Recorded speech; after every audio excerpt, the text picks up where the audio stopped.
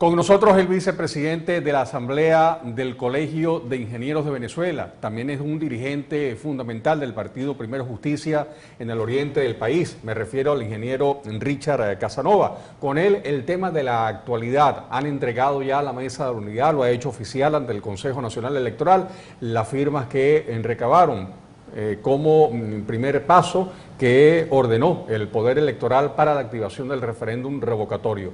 Ustedes, de alguna manera, como estrategia electoral, madrugaron, si se quiere el buen término, tomando en consideración que ya habían alertado a la opinión pública que sería el día martes cuando entregarían formalmente este primer requisito que ha ordenado el Consejo Nacional Electoral. Pero esta mañana pues el país conoció de que una comisión ya oficialmente había entregado las firmas necesarias para la validación y entonces posterior sí darle cumplimiento a lo que establece la Constitución Nacional. ¿Qué ha sucedido en estas horas? Porque estamos observando constitución de algunos comandos desde el Palacio Miraflores, hemos observado también la posición del alcalde Rodríguez manifestando que van a verificar firma por firma y ha dicho, lo digo textualmente, ingeniero Casanova, aquí no se ha activado absolutamente nada. ¿Qué tienen ustedes? Bueno, primero muchísimas gracias por la invitación y yo creo que lo primero que hay que decir es que estamos viendo a un gobierno angustiado, nervioso, que pone en evidencia cada vez más su debilidad, porque un gobierno que se sienta fuerte, con gestión, con autoridad política y con respaldo popular, no andaría haciendo ese espectáculo que están haciendo, agresiones permanentes, los ataques contra Chuo Torrealba y todo lo que el país conoce, que es además una forma continuada de actuar por parte del gobierno. Sencillamente lo que está pidiendo el país y la Mesa de Unidad, lo que es intérprete de ese sentimiento colectivo que hoy recorre Venezuela, es que se procure una salida a la crisis de manera pacífica y democrática, electoral. ¿Y es el mejor camino constitucionalmente? Es el camino que nosotros hemos valorado como el más legítimo, además, porque es una consulta al pueblo. Entonces, los que se llenaban antes la boca hablando del soberano y no sé qué, y del poder popular, entonces ahora están asustados, arremetiendo de manera verbal y de manera institucional contra la democracia, porque colocar a las instituciones en contra de un derecho que tienen los venezolanos, que tenemos todos los venezolanos, de expresarnos y de utilizar el mecanismo del revocatorio, es un golpe institucional contra la democracia venezolana dado del propio gobierno. Pero fíjese usted, ingeniero Casanova, que hoy la rectora principal del Consejo Nacional Electoral, quien ejerce la presidencia, Tibisay Lucena, ha dicho, voy a denunciar ante varios organismos que el Consejo Nacional Electoral está siendo atacado vilmente y nos imaginamos que es por parte de ustedes, la dirigencia de la Mesa de la Unidad Democrática, en medio pues del referéndum, la activación del referéndum.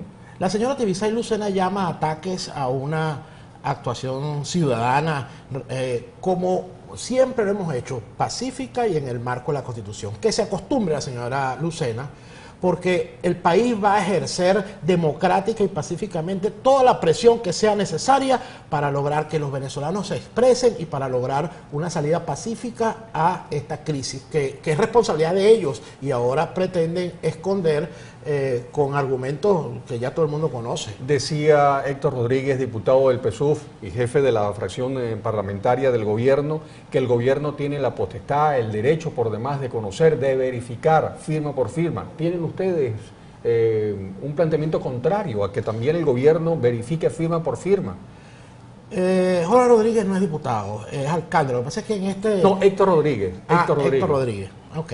Bueno, la ley es muy clara y lo que está establecido en la Constitución en ningún momento coloca esa posibilidad, abre esa posibilidad de que los diputados verifiquen la firma, porque además ya sabemos ¿cuál es la intención de eso? La intención de eso es torpedear la voluntad del pueblo venezolano, cerrar los cauces a la participación ciudadana en este momento. Eso es todo. En ninguna parte en la ley aparece eso. Para eso está el Consejo Nacional Electoral y es el órgano facultado para ejercer esa atribución de acuerdo a lo que está establecido en los 5 días continuos.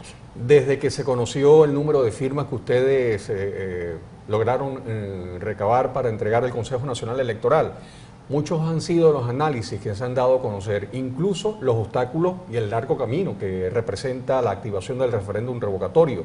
Pero hay algunas voces que han alertado que es factible que ese retraso en el tiempo establecido se dé para el año 2017, a fin de evitar unas elecciones a las presidencias de la República. En su defecto, entonces el referéndum prácticamente sería una bofetada para aquel que firmó y votó, porque quedaría encargado, y lo dice la Constitución, el vicepresidente, sea quien sea, fuese hombre, mujer, quien fuese.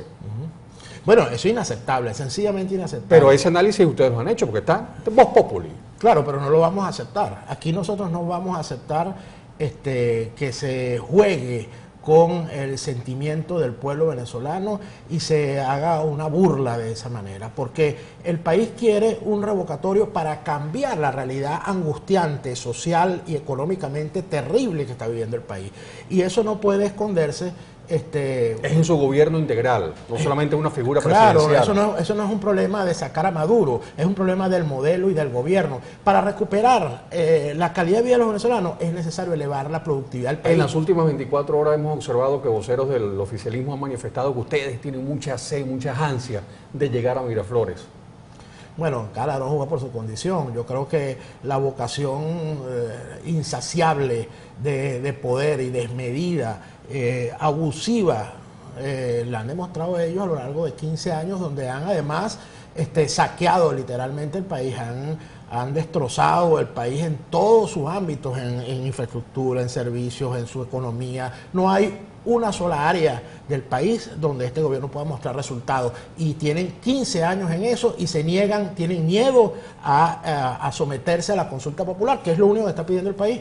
Tomando en consideración nuestra alianza regional, hay voceros a nivel nacional, destacados dirigentes de la oposición que tienen una campaña mediática promoviéndose prácticamente para la gobernación del Estado. Es decir, entonces hay un acuerdo entre la Mesa de la Unidad y el gobierno para unas elecciones a gobernadores, y eso sería bajarle la temperatura al termómetro que vive el país en materia de inflación, en materia económica, en materia de escasez de alimentos, en materia de escasez de medicinas. En ningún momento eso está planteado. Pero eso se ve.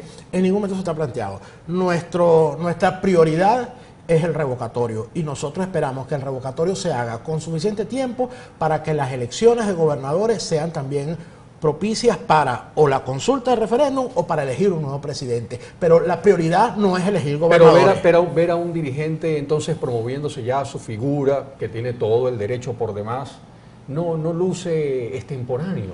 Absolutamente. Eso no es además una posición de ningún partido ni de la Mesa de Unidad. Son posiciones individuales de esos dirigentes, lo cual yo no dudo en calificar de irresponsable.